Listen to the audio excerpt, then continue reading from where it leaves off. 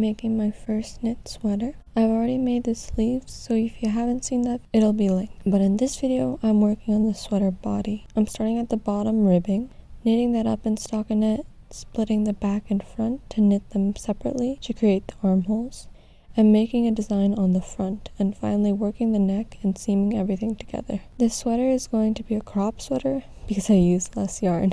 This is heavily inspired by Let's Get Knit Faced, and I wouldn't even be attempting a paneled sweater without that video, so please go check it out. Now let's get started. I'm knitting the sweater body in the round, as I did with my balloon sleeves. Even though I'm going to be knitting flat for a part of the sweater, I'm still using circular needles because it's easier on my wrists and it'll fit all my stitches. But don't worry, you can still knit a paneled sweater flat too, and I plan on making a tutorial on making the balloon sleeves with straight needles soon. First thing we have to do is figure out how many stitches to cast on for the body. I tried to do this the same way that I did in my balloon sleeve video. I cast on a stitch count that I thought would work and measured it against my body, made adjustments as needed, but that wasn't working out super well for me this time with the extra amount of stitches. So I did some research online and made the executive decision that my first row I should cast on 84 stitches. I cast on the same way as I did in my balloon sleeve video. I added a stitch marker to the start of the round and joined in the round. Make sure to keep all your stitches straight and not twisted by ensuring the ridges are pointing inwards at each point on your needles. I knit ribbing for 16 rows by doing knit 1, purl 1.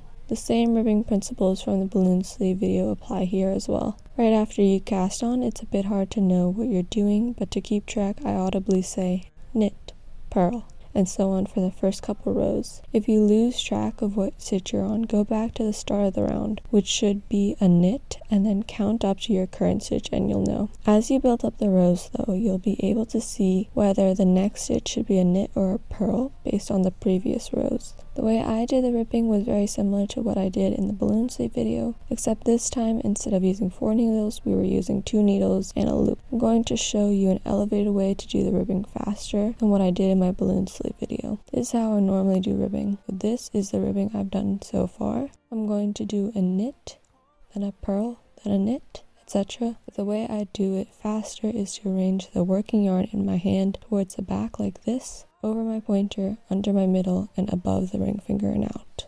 This way, when I go to knit, I can easily wrap the yarn around my right needle to knit before taking that stitch off the left. This is called speed knitting and it makes things so much faster. Speed purling also exists too, but for me I've noticed that it's more tedious than time saving personally. So I just purl the normal way by bringing the working yarn through the center to the front, and purl it as normal by wrapping the yarn around the needle from the front, pulling it through the existing stitch before off the needle. I just keep doing this until the end of the row. Once you're reaching your stitch marker signaling the end of the row, make sure that the last stitch is a purl to make the continuous ribbing pattern. Slip the stitch marker over, don't knit it, and you can add 1 tally to your rib count. Anytime I knit, I always make sure to finish at least to the end of the row. Make a note of how many I did to avoid confusion later on. But I wouldn't leave my knitting like this because the stitch marker could just slip off. So I go forward and knit and purl the next 4 stitches to secure on that stitch marker before setting down my work until I can pick it up again. In between times when I go to knit, I make sure to push the stitches on the edge of the needles so that they don't fall off, and I store my knitting laying down flat.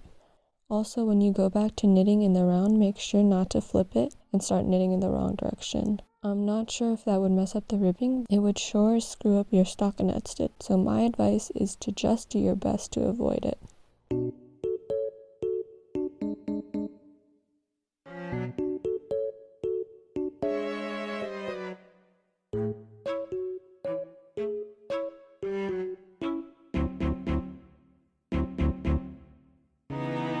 At this point, I added a lifeline in case I would have to unravel the upcoming step. Thread a tapestry needle with a contrasting yarn and push it through the stitches on my needles, but not taking them off. After I was done the ribbing, I started knitting just in plain stockinette. Stitch just the knit stitch over and over in the round, all the way up to where my armpits would hit. I added another lifeline before starting the pattern portion and the back. Didn't secure that lifeline with another row of stockinette before splitting these stitches in half. You can add stitch markers or more scrap yarn to distinguish between them. Half of these stitches would be the front and the other half would be the back. I'm knitting these flat and separately now to make room for the armholes. To do this, I'm using my circular needles to knit, but only had half of the stitches on my needles. I didn't knit in the round, rather back and forth, just like you would on regular straight needles. In the meantime, I looped the remaining half stitches on scrap yarn to act as a lifeline, which I would get back to later on. Starting with the stitches that would become the back, just continued the stockinette stitch, but because we are now knitting flat and not in the round, we have to do this a bit differently. To create the stockinette stitch while knitting flat, we have to alternate between a knit row and a purl row. Yes, you have to keep track every row, and it's super annoying. Please don't get confused. This is just how we make stockinette while working flat. Once the back panel was knit up to what would be the base of my neck before moving on to the stitches for the front panel of the sweater that we're saving on the lifeline, make sure to cast off with a stretchy bind off, which will be linked in the description. Put those front stitches onto your needles again. Instead of doing just regular stockinette for the front of the sweater, I'm going to do a design knitting this again flat. My mom taught me this and I'm not sure the name of the stitch, but here's how to do it. For the front part of the sweater, I'm using 40 stitches because we need a number of stitches divisible by 4 and knitting this flat. This is the overall design pattern made up in 4 rows and then repeated. For the first row, front side, we take a loop from the working yarn to the front. Size of the loop doesn't matter, so take as much as you need. From this loop, locate where the yarn is attached to the ball versus which side is free by tugging on it. The side of yarn that does not pull more yarn forward is what we will be continuing with. Use this base yarn to purl the first stitch and then the second. After these 2 stitches are done, pull the remainder of the loop back and knit the next 2 stitches like normal. Repeat this pattern of 4 all the way down the row, ending with 2 knits. For the back portion, flip the work over and purl all the way down the line. Now we are doing it again on the front side and we can do our design. This time we alternate the stitch by first knitting the first 2 stitches, then repeating the design motif on the 3rd and 4th stitch. Continuing this down the entire row and ending with the 2 design stitches. For the back, same as before, purl the entire row until you're at the front. Repeat this whole sequence of 4 rows over and over to build up the design. So front, design starting on stitches 1 and 2, knit, knit, repeat. Back, purl all. Front, knit, knit, design starting on stitches 3 and 4, repeat. Back, purl all, and then repeat that whole 4 sequence. Cast off in the same way as you did for the back portion of the sweater. We're getting so close. I'm going to start seaming up the sweater. Start at the top, make sure to try it on, mark where the neck hole would be, and make sure the neck actually fits through. To seam it up, I did the mattress stitch where you line both edges together and then thread a tapestry needle with matching yarn and pull through the stitches on one side, then the other, alternating all the way up. Then join the sweater sleeves onto the sides in the same way as well. Now the only part we have left is knitting up the neck. I'm aiming for a mock neck. I switched to a smaller 16-inch cable for my circular needles and I'm going to go around my neck hole and picking up stitches. To do this, I just make sure that I have another string of matching yarn on standby. Then insert my needle in between a stitch, yarn over like you would in crochet, and pull up a loop. Do this all around the neck hole and you should now have as many stitches as you have left open on the neck hole when you were doing the seaming portion now for each side. For the neck hole, I'm doing the ribbing again. I did a stretchy bind off for the neck so I can actually get it over my head. I'm not going to explain it any better than the video that taught me, so I'll just link that in the description. I'll also have a well-loved knits video on how to best maintain the collar for your knits down below too. A good point to note is to not weave in your ends to make your sweater indestructible just yet. Wear it around for a week or so and make sure you actually like it, or else it'll be super hard to unravel later on. Also, at this point in my script, I was supposed to make a joke about blocking my sweater and how I wasn't going to do it because I was planning on making this sweater in summertime and my sweat would have been enough, but I'm months late and I'm still not going to do it. There's literally snow on the ground outside and I'm not funny. Now I'm all done. I've removed the lifelines and here's a try on. Now here's why I hate it.